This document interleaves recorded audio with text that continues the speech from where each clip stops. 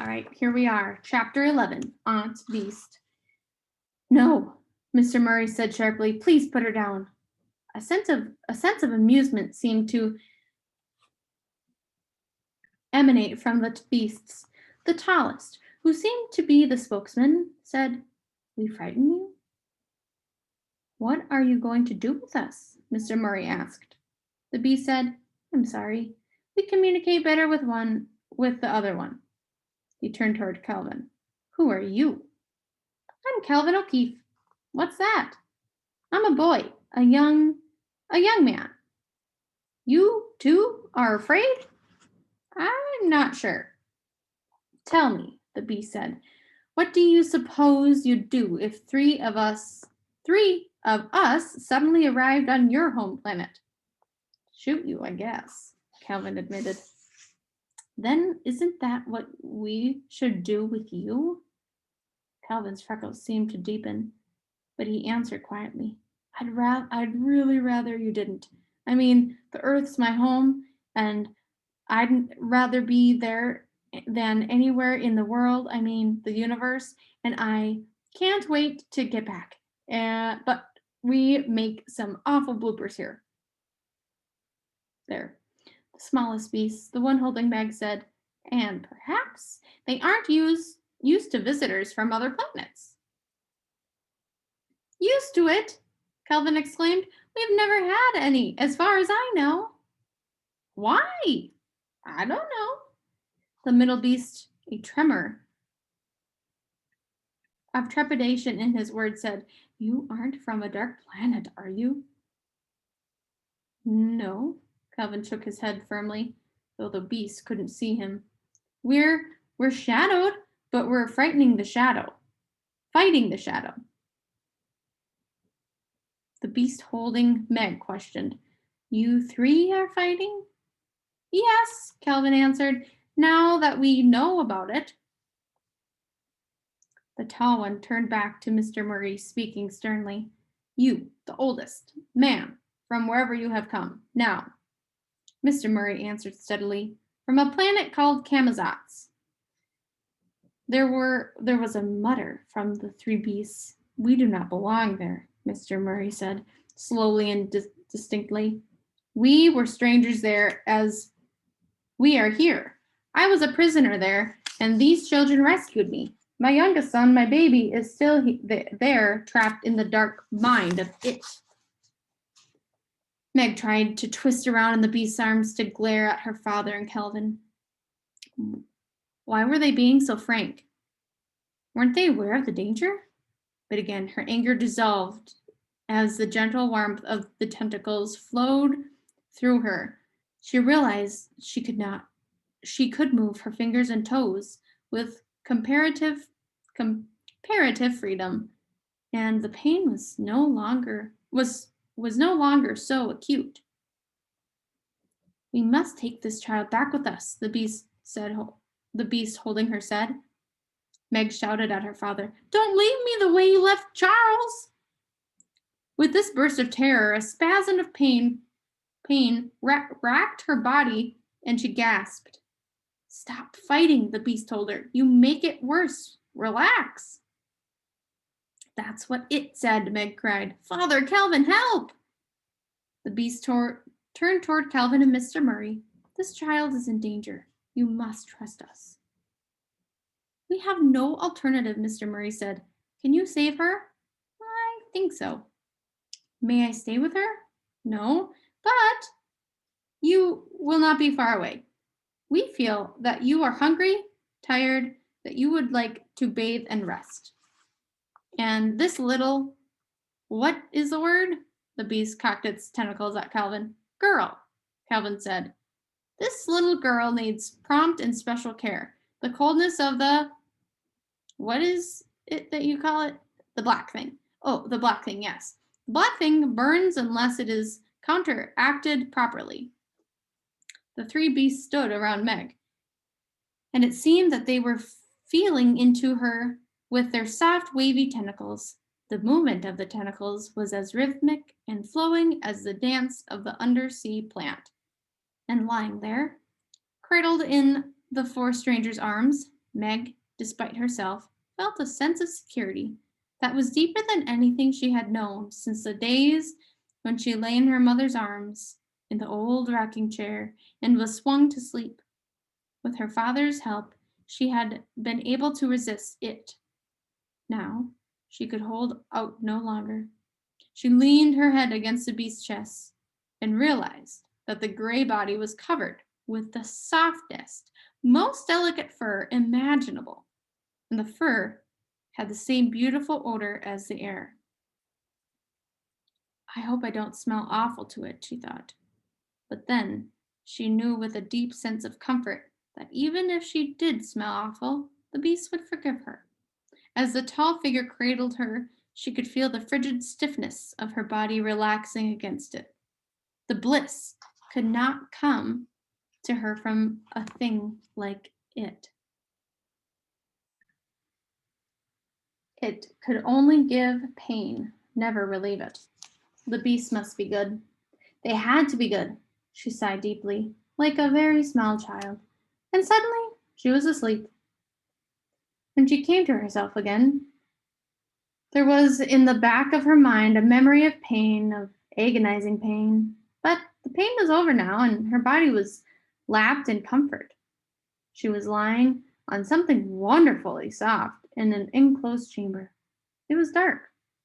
All she could see were occasional tall, moving shadows, which she realized were beasts walking about.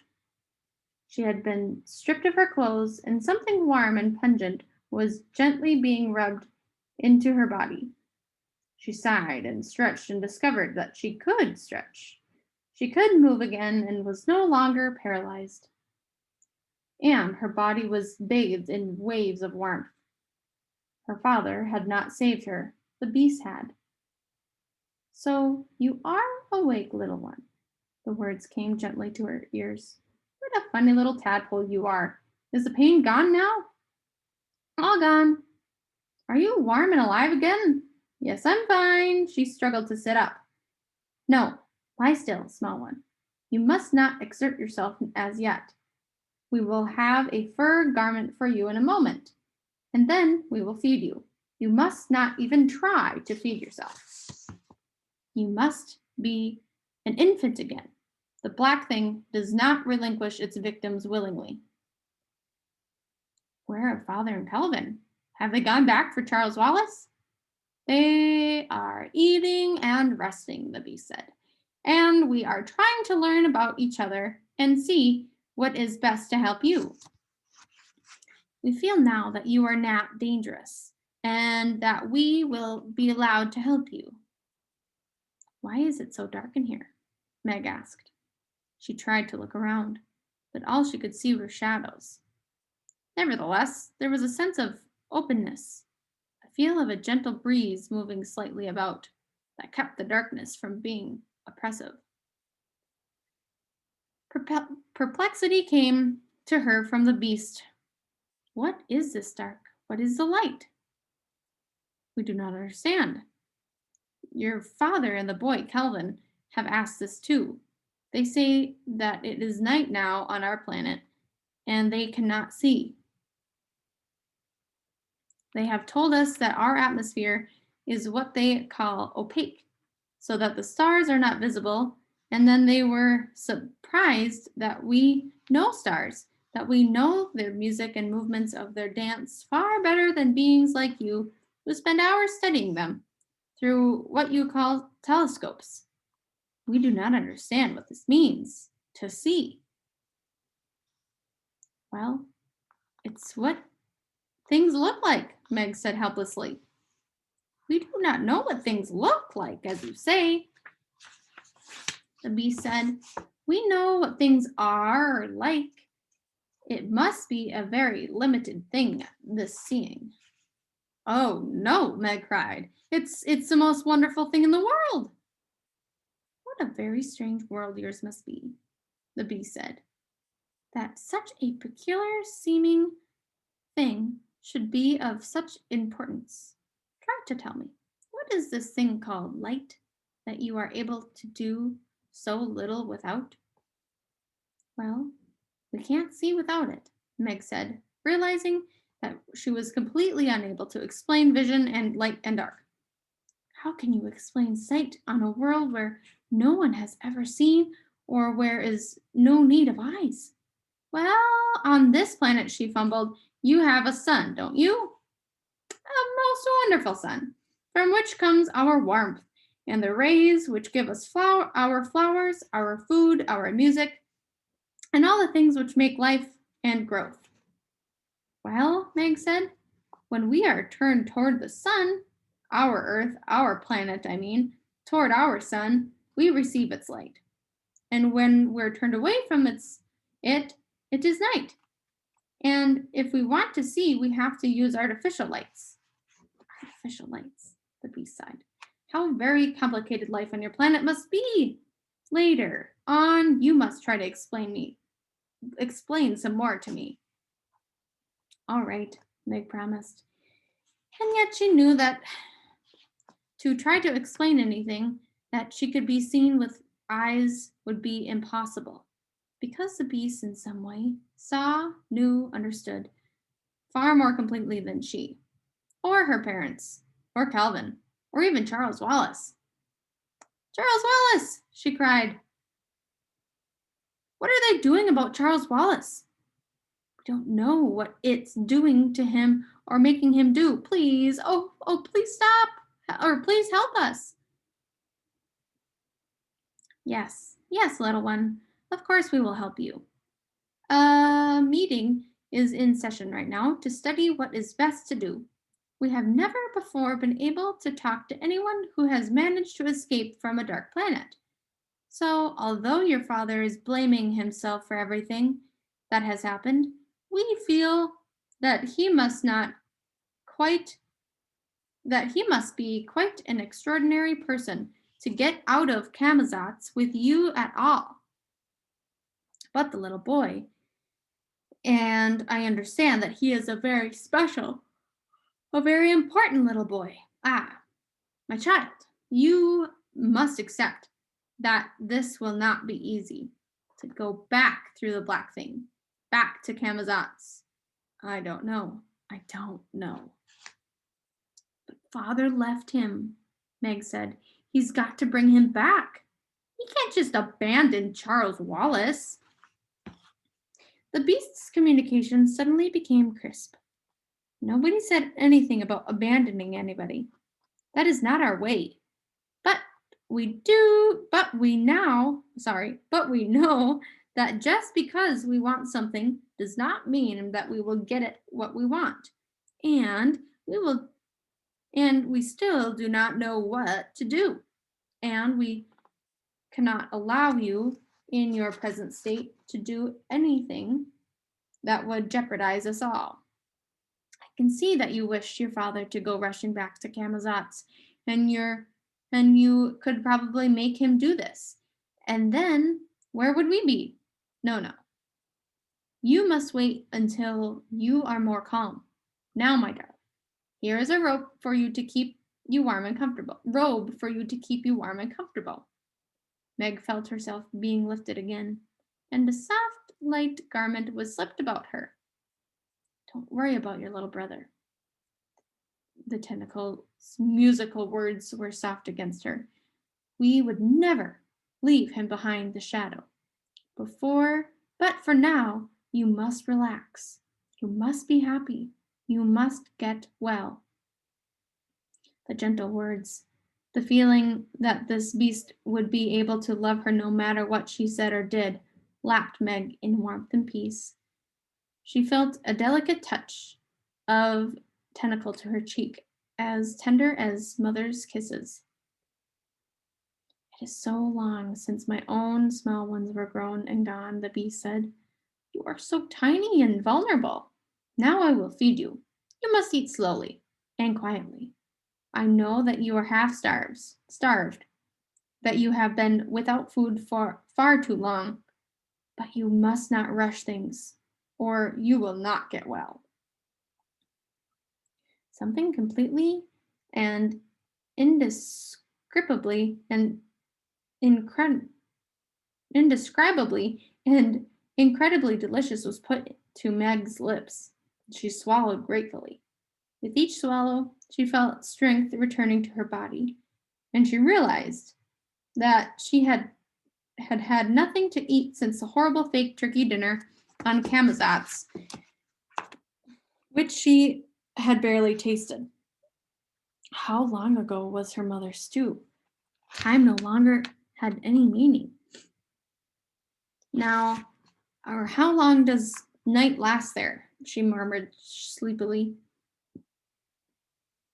It will be day again, won't it? Hush, the beast said. Eat, small one. During the coolness, which is now, we sleep. And when you awaken, there will be warmth again and many things to do. You must eat now and sleep. I will stay with you. What should I call you, please? Meg asked. Well, now, first not to say any words for just a moment.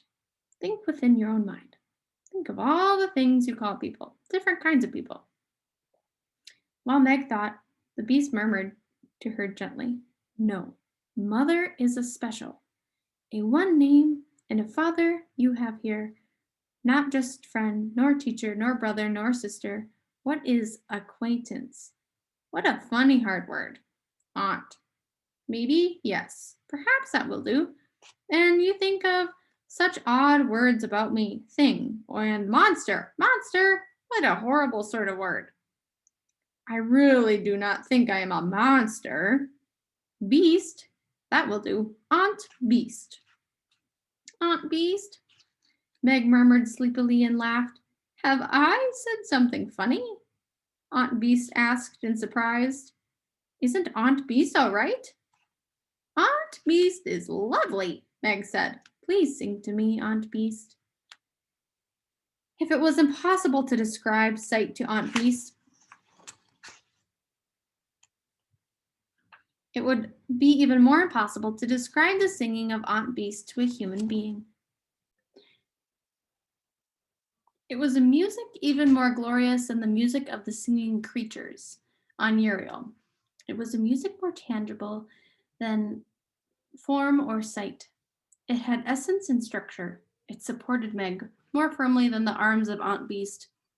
It seemed to travel with her, to sweep her aloft in the power of song, so that she was moving in glory among the stars, and for a moment too, felt that the words darkness and light had no meaning, and only this melody was real. Meg did not know when she fell asleep with the body of the music. When she wakened, the Aunt Beast was asleep too, the softness of her furry, faceless head drooping. Night had gone, and a dull gray light filled the room.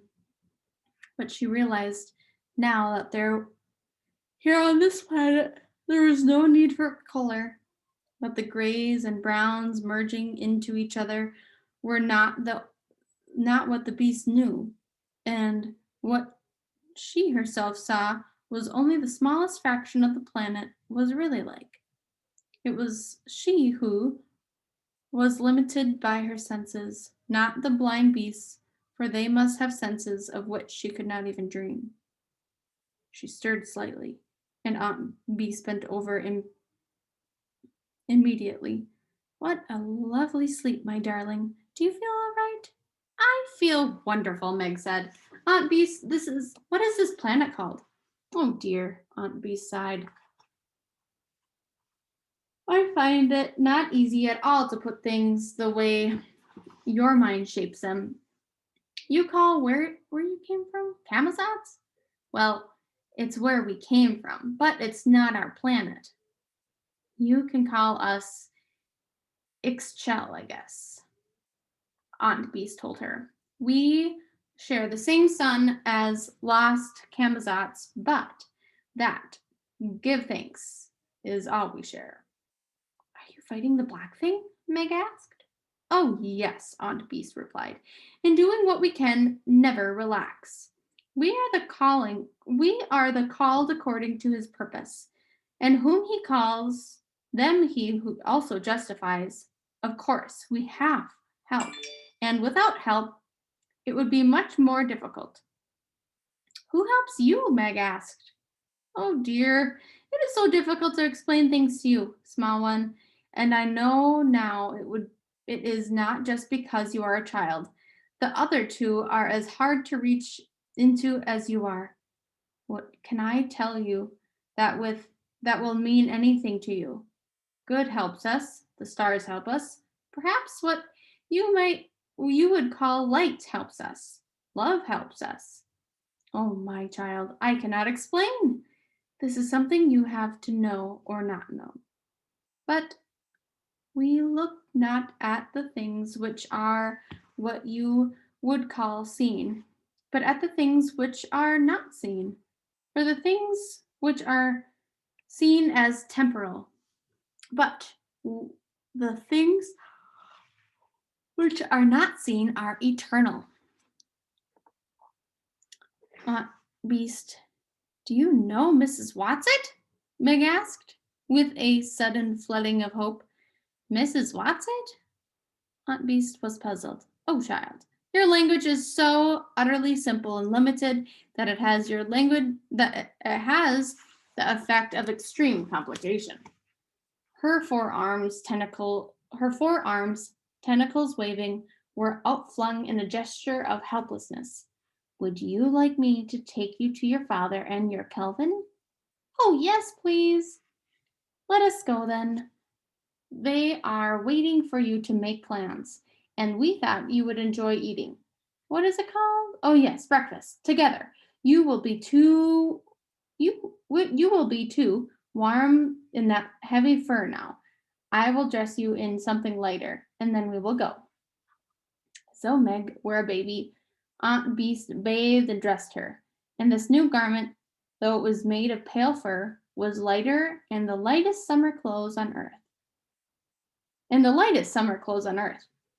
Aunt Beast put one tentacle arm about Meg's waist and led her through long, dim corridors in which she could see only shadows and shadows of shadows until they reached a large columned chamber.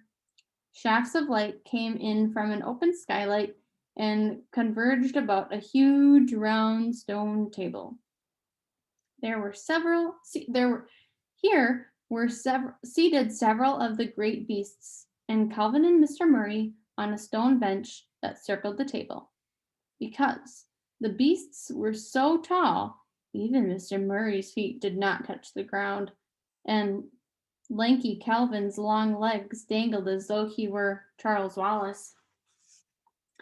The hall was partially enclosed by vaulted arches leading to long paved walks. There were no empty walls, no covering roofs, so that although the light was dull in comparison to Earth sunlight, Meg had no feeling of dark or of chill. As Aunt Beast led Meg in, Mr. Murray slid down from the bench and hurried to her, putting his arms around her tenderly. They promised us you were all right, he said. While she had been in Aunt Beast's arms, Meg had felt safe and secure. Now her worries about Charles Wallace and her disappointment in her father's human fallibility rose like gorge in her throat. I'm fine, she muttered, looking not at Calvin or her father, but at the beasts, for it was to them she turned now for help. It seemed to her that neither her father nor Calvin were properly concerned about Charles Wallace. Meg, Calvin said gaily, you've never tasted such food in your life. Come and eat. Aunt Beast lifted Meg up onto the bench and sat down beside her. Then heaped a plate of food, strange fruits and breads that tasted unlike anything Meg had ever eaten. Everything was dull and colorless and unappetizing to look at. And at first, even remembering the meal Aunt Beast had fed her the night before, Meg hesitated to taste. But when she had managed the first bite, she ate eagerly. It seemed that she would never have her fill again. The others waited until she slowed down. Then Mr. Murray said gravely, we were trying to work out a plan to rescue Charles Wallace. Since I made such a mistake in tessering away from it, we feel It would not be wise for me to try to get back to Camazotz even alone. If I missed the mark again, I could easily get lost and wander forever from galaxy to galaxy, and that would be small help to anyone, least of all to Charles Wallace. Such a wave of despondency came over Meg that she was no longer able to eat. Our friends are here, he continued. Feel that it was only the fact that I still wore the glasses your Mrs. Who gave you that kept me within the solar system. Here are the glasses, Meg, but I am afraid that the virtue has gone from them, and now they are only glasses. Perhaps they were meant to help only once, and only on Camazotz. Perhaps it was going through the black thing that did it. He pushed the glasses across the table at her. These people know about tessering. Calvin gestured at the circle of great beasts, but they can't do it onto a dark planet. Have you tried to call Mrs. Watson? Meg asked. Not yet, her father answered. But if you haven't thought of anything else, it's the only thing to do. Father, don't you care about Charles at all? At that, Aunt Beat stood up, saying, Child, in a reproving way. Mr. Murray said nothing, and Meg could see that she had wounded him deeply. She reacted as though she had reacted to Mr. Jenkins. She scowled down at the table, saying, We've got to ask them for help now. They're just stupid if you don't think we don't. Aunt Bee spoke to the others. The child is distraught. Don't judge her harshly. She was almost taken by the black thing. Sometimes we can't know what spiritual damage it leaves, even when physical recovery is complete. Meg looked angrily around the table. The beast sat there, silent, motionless. She felt that she was being measured and found wanting. Calvin swung away from her and hunched himself up. Hasn't it occurred to you that we've been trying to tell them about our ladies? What do you think we've been up to all this time? Just stuffing our faces? Okay, you have a shot at it. Yes, try, child. Aunt Bee seated herself again and pulled Meg up beside her. But I do not understand this feeling of anger I sense in you. What is it about? There is blame going on and guilt. Why? Aunt Beast, don't you know? No, Aunt Beast said. But this is not telling me about whoever they are you want us to know. Try. Meg tried. Blunderingly, fumblingly, at first she described Mrs. Watson as her man's coat and multicolored shawls and scarves. Mrs. Who in her white robes and shimmering spectacles, Mrs. Witch in her peaked cap and black gown quivering in and out of body. Then she realized that this was absurd. She was describing them only to herself. That wasn't Mrs. Watson. This wasn't Mrs. Watson or Mrs. Who or Mrs. Witch. She might as well describe Mrs. Watson as she was when she took on the form of a flying creature of Uriel. Don't try to use words, Aunt Bee said soothingly. You're just fighting yourself and me. Think about what they are. This look doesn't help us at all. Meg tried again, but she could not get a visual concept out of her mind. She tried to think of Mrs. Watson explaining tessering. She tried to think of them in terms of mathematics. Every once in a while, she thought she felt a flicker of understanding from Aunt Beast or one of the others, but most of the time, all that emanated from them was gentle puzzlement. Angels! Calvin shouted suddenly across the table. Guardian angels! There was a moment's silence, and he shouted again. His face tense with concentration. Messengers. Messengers of God. I thought for a moment.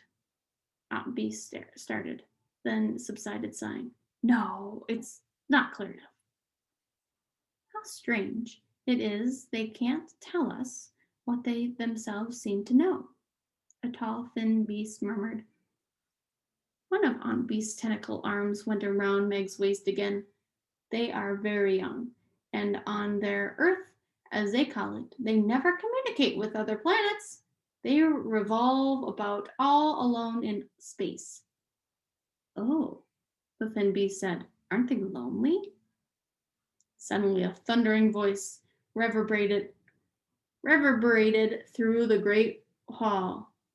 We are here. And that's where we're going to stop. We'll pick up on page 212, chapter 12, and that should finish our story. Crazy.